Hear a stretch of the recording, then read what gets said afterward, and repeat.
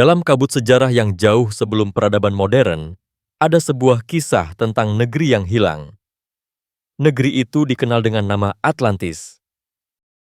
Cerita ini pertama kali muncul dari tulisan filsuf Yunani kuno, Plato. Dalam dialognya, Timaeus dan Kritias, Plato menggambarkan Atlantis sebagai sebuah kekaisaran megah. Lokasinya dikatakan berada di seberang pilar Hercules, yang kini kita kenal sebagai Selat Gibraltar. Atlantis, menurutnya, adalah pulau besar dengan kekayaan yang tak tertandingi. Tanahnya subur, lautnya melimpah, dan udaranya sejuk sepanjang tahun. Warganya hidup dalam kemakmuran dan kehormatan, dengan sistem pemerintahan yang adil dan teratur.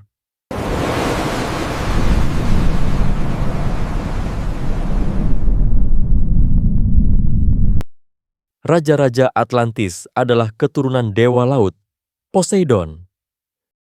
Diceritakan bahwa Poseidon jatuh cinta pada seorang wanita manusia bernama Kleito. Dari hubungan itu, lahirlah 10 putra yang menjadi penguasa Atlantis. Pulau itu dibagi menjadi 10 kerajaan, masing-masing dipimpin oleh seorang raja. Kota pusat Atlantis dikelilingi cincin air dan daratan yang berlapis-lapis, dihubungkan oleh jembatan megah. Menara dan kuil menjulang tinggi, berkilauan di bawah sinar matahari.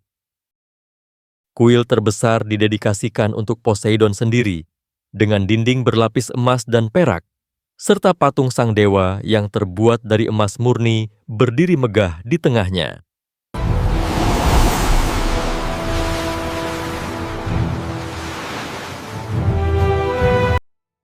Atlantis bukan hanya kaya, tetapi juga kuat secara militer. Armada kapalnya mampu menaklukkan negeri-negeri jauh, dan kekuatannya menjangkau sebagian besar dunia yang dikenal saat itu.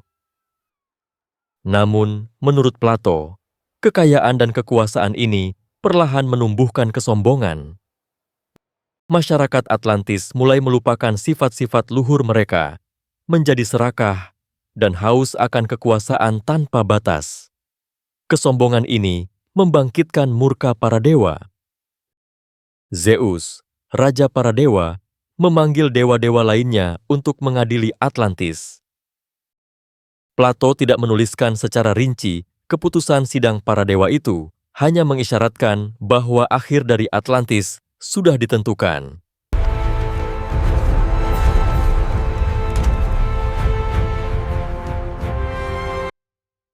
Banyak sejarawan menganggap kisah ini hanyalah alegori, dibuat untuk memberi pelajaran moral.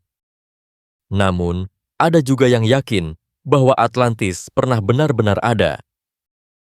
Beberapa berpendapat bahwa Plato mungkin mendapatkan kisah ini dari sumber kuno Mesir. Menurut teori ini, para pendeta Mesir menyimpan catatan tentang sebuah bencana besar yang menenggelamkan negeri maju hanya dalam 1 malam. Peristiwa itu mungkin disebabkan oleh letusan gunung berapi, gempa bumi, atau tsunami dahsyat.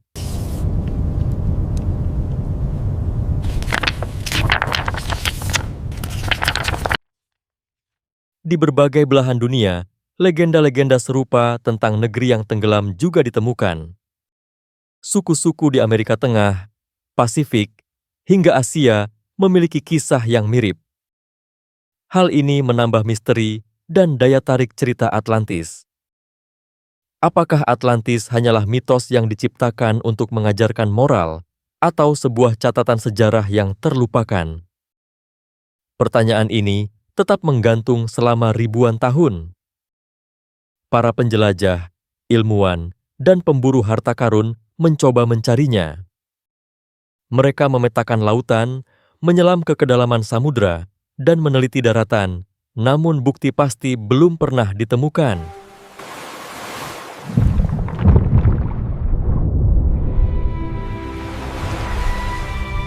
Meski demikian, mitos Atlantis tidak pernah benar-benar pudar. Justru semakin banyak orang yang tertarik menggali kebenarannya. Kisah ini telah menginspirasi buku, film, dan teori konspirasi. Hingga hari ini, Atlantis tetap menjadi salah satu teka-teki terbesar dalam sejarah manusia, sebuah misteri yang mengundang kita untuk terus mencari jawabannya.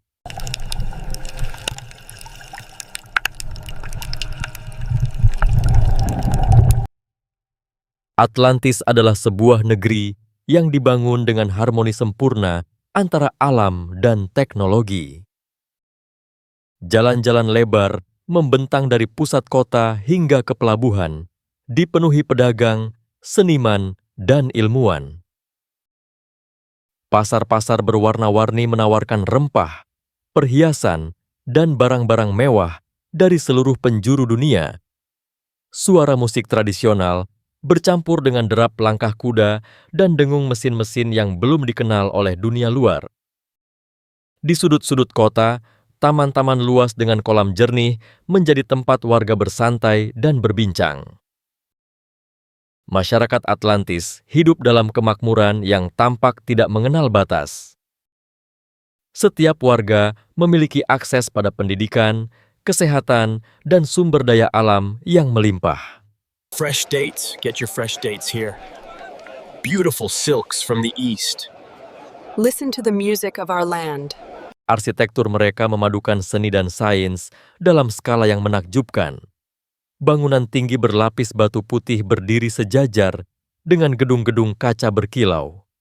Atap-atap kuil dihiasi batu permata yang memantulkan cahaya matahari seperti pelangi. Air mengalir melalui kanal-kanal yang dirancang tidak hanya untuk transportasi, tetapi juga untuk mengairi kebun dan menggerakkan kincir raksasa. Jalan-jalan berlapis batu hitam yang halus memudahkan pergerakan kereta dan kendaraan bertenaga misterius. Setiap rumah, meskipun sederhana, dibangun dengan ketahanan terhadap cuaca ekstrem.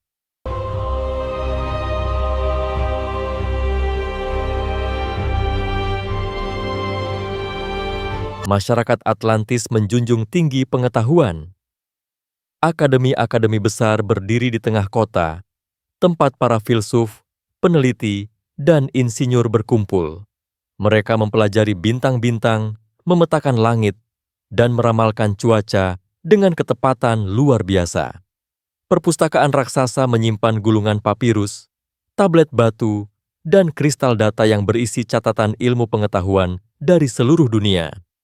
Murid-murid datang dari berbagai wilayah untuk belajar di bawah bimbingan guru-guru terbaik. Penemuan baru muncul hampir setiap musim, menjadikan Atlantis pusat inovasi dunia kuno. I believe this configuration aligns with the prophecy. Indeed, the celestial paths are clear. Di bidang militer, Atlantis memiliki kekuatan yang tak tertandingi. Kapal-kapal perang raksasa dengan lapisan logam mengilap berlayar di lautan, dilengkapi senjata yang bahkan dunia modern pun masih sulit membayangkannya. Tentara berkuda berbaris di jalanan dengan baju zirah yang memantulkan cahaya matahari. Mereka menjaga keamanan dalam negeri, sekaligus mempertahankan wilayah kekaisaran yang luas. Meski kekuatan militer mereka menakutkan, kehidupan sehari-hari di Atlantis tetap damai. Warga dapat berjalan di malam hari tanpa rasa takut, dan hukum ditegakkan dengan adil oleh majelis pengadilan yang dihormati.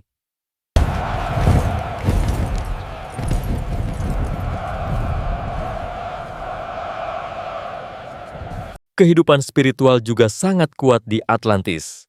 Setiap musim, festival diadakan untuk menghormati para dewa, terutama Poseidon, pelindung utama negeri ini. Kuil-kuil dipenuhi persembahan bunga, emas, dan hasil laut. Upacara sakral dilakukan di tepi laut dengan nyanyian dan tarian yang menggema hingga ke perbukitan. Kepercayaan ini membentuk rasa persatuan yang mendalam di antara warga. Mereka percaya bahwa selama mereka hidup sesuai ajaran para dewa, kejayaan Atlantis akan abadi.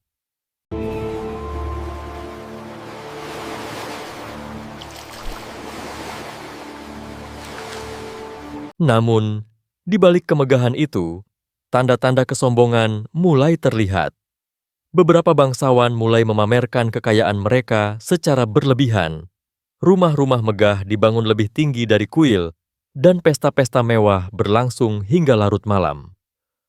Sebagian orang mulai merasa bahwa mereka lebih unggul daripada bangsa lain, bahkan lebih tinggi dari hukum para dewa. Meskipun sebagian besar warga tetap hidup sederhana, benih keserakahan telah tertanam di hati sebagian penguasa. To our continued prosperity. Here, here. Kehidupan di Atlantis adalah gambaran puncak peradaban manusia pada masanya. Makmur, teratur, indah, dan penuh pengetahuan. Namun, seperti matahari yang perlahan meredup di ufuk barat, kejayaan ini tidak akan berlangsung selamanya. Di kejauhan, badai mulai terbentuk, tak terlihat oleh mata kebanyakan orang. Dan di balik langit biru yang cerah, takdir perlahan menyusun rencana untuk menguji keabadian Atlantis.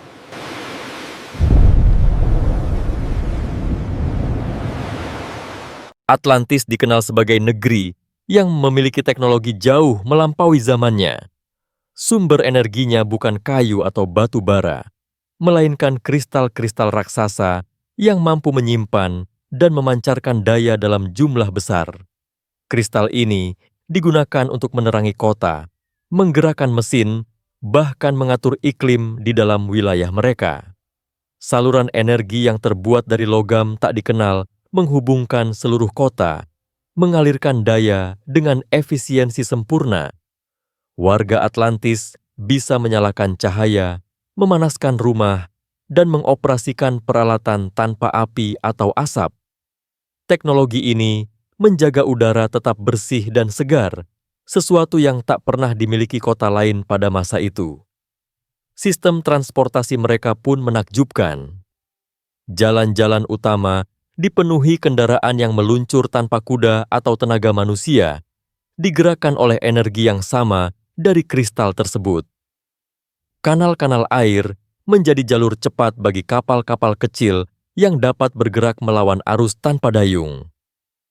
Jembatan-jembatan raksasa terbuat dari batu padat dan logam ringan menghubungkan pulau-pulau kecil di sekitar Atlantis. Di pelabuhan, derek otomatis memindahkan peti-peti barang dengan presisi sempurna. Semua itu membuat perdagangan dan perjalanan menjadi cepat dan aman. Keajaiban arsitektur Atlantis tak hanya berdiri di permukaan tanah. Di bawah kota, terowongan luas membentang, menjadi jalur rahasia sekaligus pusat distribusi energi dan air bersih. Air dipompa dari mata air bawah tanah melalui pipa berlapis perak yang mencegah pencemaran. Gedung-gedung dibangun dengan sistem tahan gempa, menggunakan teknik penguncian batu yang membuat struktur tetap kokoh bahkan saat tanah berguncang. Bangunan tertinggi menjulang hingga menyentuh awan, dihiasi ukiran yang menceritakan sejarah bangsa mereka. Kuil-kuil adalah mahakarya yang memadukan seni, spiritualitas, dan teknologi. Di dalamnya, cahaya alami diarahkan melalui serangkaian cermin kristal, sehingga ruangan selalu terang, bahkan tanpa api atau obor. Lantai-lantainya terbuat dari batu giok hijau, dindingnya berlapis emas dan tembaga, serta dihiasi mosaik yang menggambarkan para dewa dan pencapaian besar bangsa Atlantis. Di tengah kuil utama Poseidon, terdapat kolam air suci yang selalu jernih dan hangat, dijaga oleh mekanisme tersembunyi yang mengatur suhu dan alirannya.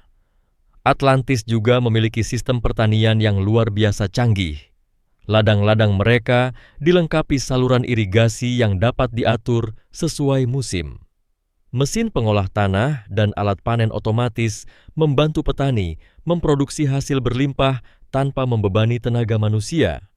Mereka memanfaatkan rumah kaca besar untuk menanam tanaman eksotis yang berasal dari negeri-negeri jauh.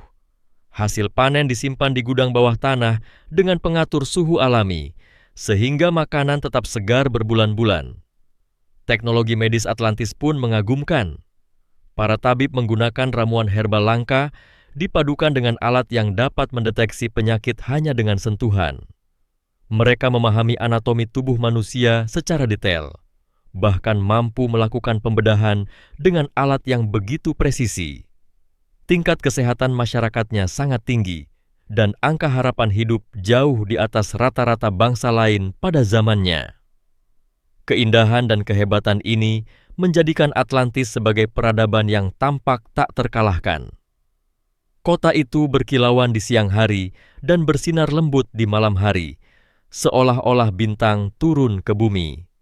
Namun, seperti semua mahakarya manusia, Atlantis juga menyimpan rahasia.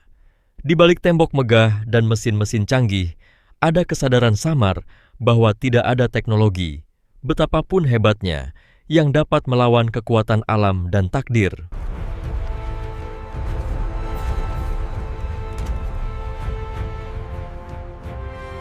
Masa keemasan Atlantis tidak berlangsung selamanya.